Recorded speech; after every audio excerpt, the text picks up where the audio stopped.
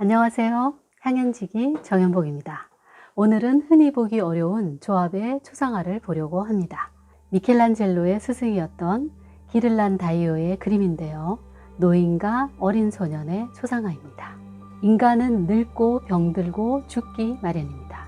인간이 왜 죽어야 하는지가 얼마나 받아들이기 어려웠으면 원래는 영원히 살 수 있었는데 신의 명령을 어겨서 낙원에서 쫓겨났기 때문이라고 설명했을까요?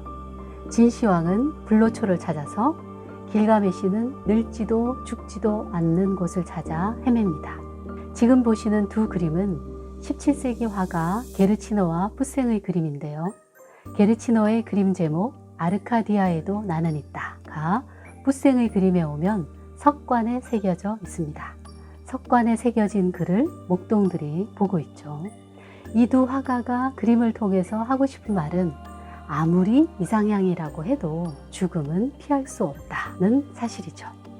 17세기 바로크 시대 때 무수히 그려졌던 정무라의 주제는 바니타스, 모든 것의 헛됨과 메멘토 모리, 죽음을 기억하라입니다.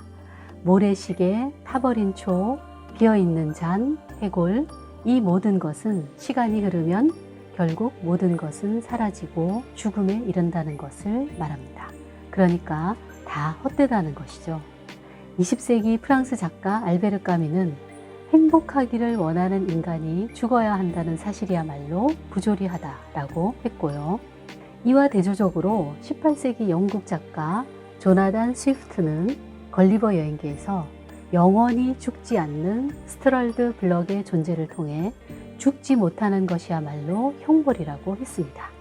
젊은이들이 누리는 찬란한 삶의 쾌락도 죽음으로써 영원한 안식에 들 수 있다는 희망도 없이 노쇠하고 온전치 못한 육신으로 살아야 하는 것이야말로 끔찍하다고 묘사하고 있죠. 이처럼 삶과 죽음, 육체의 쇠락과 노년은 간단하게 말하기 어려운 문제입니다. 이제 그림을 자세히 보도록 할까요? 노인이 애잔한 표정으로 어린 소년을 내려다보고 있습니다. 큰 얼굴, 굵고 짧은 목, 기형적인 코, 이마에 난 물사마귀, 숱이 없어져 넓게 드러난 이마, 눈가에 깊이 패인 주름 등에서 모델을 이상화시켜 그리려는 의도가 화가에게 전혀 없음이 드러납니다. 이마와 턱, 뺨 가장자리는 오른쪽 창문에서 들어오는 빛으로 환하고 코 언저리, 뺨, 입술 부위는 그늘져 있네요. 피부에 핏기나 탄력은 없어 보입니다. 이에 반해 소년의 뺨에는 생기가 돌죠. 입술도 붉고요. 부석부석한 노인의 머리칼과는 달리 소년의 금발에는 윤기가 흐릅니다.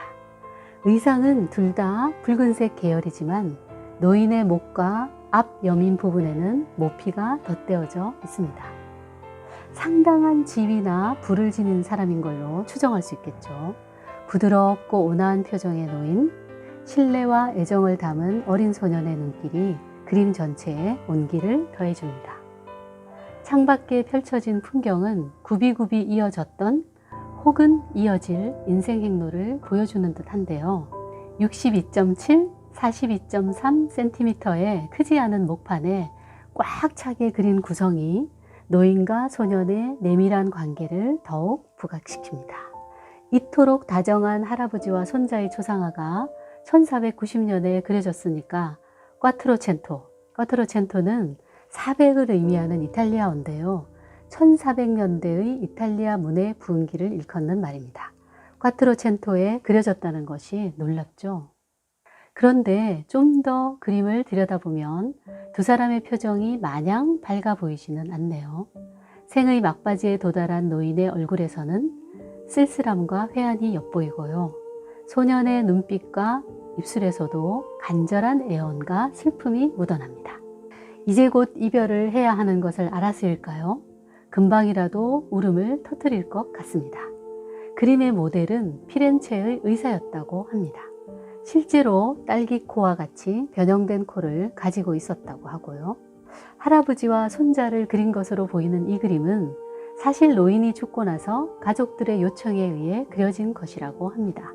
소년은 손자라기보다 그림의 정서적이고 서사적인 차원을 끌어들임으로써 노인을 인자하고 너그러운 어른으로 만들어주는 역할을 하는 셈입니다.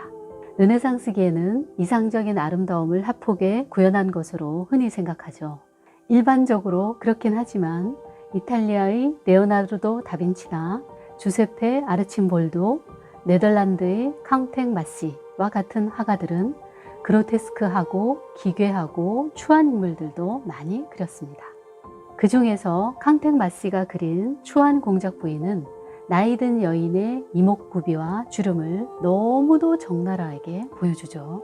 이 여인의 비극은 드레스와 장신구로 외모를 꾸미려고 하면 할수록 자신의 늙음과 추함이 더 강조된다는 데 있습니다.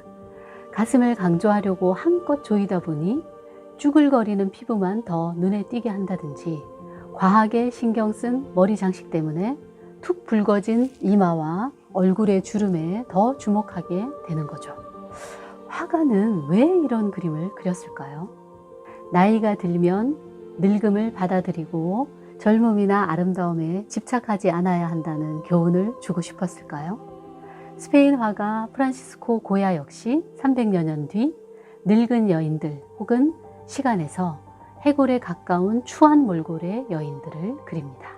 시간의 신이 언제 철퇴를 내려칠지 모르는데 두 여인은 무도회라도 갈 것처럼 화려한 드레스를 차려입었죠. 하얀 드레스를 입은 노파에게 그 옆에 여인이 거울을 들고 보여주고 있는데 그 거울 뒷면에 깨딸, 즉 어떻게 지내니? 어때? 하고 물어보는 뜻의 스페인어가 적혀 있습니다. 늙어서 추해진 너의 몰골을 보니 어떠냐? 혹은 이렇게 늙었는데 꼭 그렇게까지 꾸며야겠느냐? 하는 그런 조롱으로 보이죠. 캉텍 마시와 고야는 한껏 꾸민 노파의 모습을 통해 늙음 자체를 추하게 그리려고 했다기보다 늙음을 인정하지 않고 부정하면서 과한 장식과 화장으로 그것을 가리려는 어리석음을 풍자한 것이라고 할 수 있을 겁니다. 캉텍 마시는 추악한 남성 노인도 그렸습니다. 어울리지 않는 연인이 이에 해당하는 작품이라고 할 수 있을 텐데요.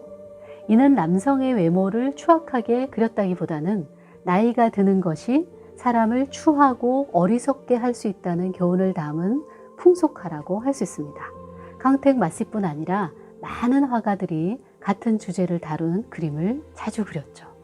이들에 비하면 기를란다이오가 그린 노인은 지혜롭고 인자한 모습입니다. 노인이 죽어갈 때 혹은 죽고 나서 바로 대생을 한 것으로 전해지는데요. 대생은 스웨덴의 수도인 스톡홀름의 국립미술관에 소장되어 있습니다. 이를 토대로 템페라로 그린 그림이 바로 이 그림이고요. 오스카 와일드는 도리언 그레이의 초상에서 주인공 도리언의 입을 통해 이런 말을 합니다. 얼마나 슬픈 일인가, 얼마나 슬픈가. 나는 늙어 무섭고 흉측한 모습으로 변하겠지. 그런데 이 그림은 항상 젊은 상태로 남을 것이 아닌가. 6월의 오늘보다 더 늙지 않을 게 분명한데 거꾸로 된다면 얼마나 좋을까. 나는 영원히 젊은 상태로 있고 그림이 늙어간다면 그걸 위해서라면 내 영혼이라도 내줄 용의가 있는데. 완벽한 젊음과 아름다움의 표상처럼 그려진 자신의 초상화를 보면서 자신이 영원히 젊음을 유지하고 초상화가 늙기를 바라는 마음을 드러내는 대목입니다. 예전에는 이런 말을 들으면 말도 안 된다, 어리석다 그런 생각을 했었는데 오늘 다시 읽어보니까 정말 그럴 수만 있다면 얼마나 좋을까 하는 그런 생각도 듭니다. 여러분들도 그러신가요?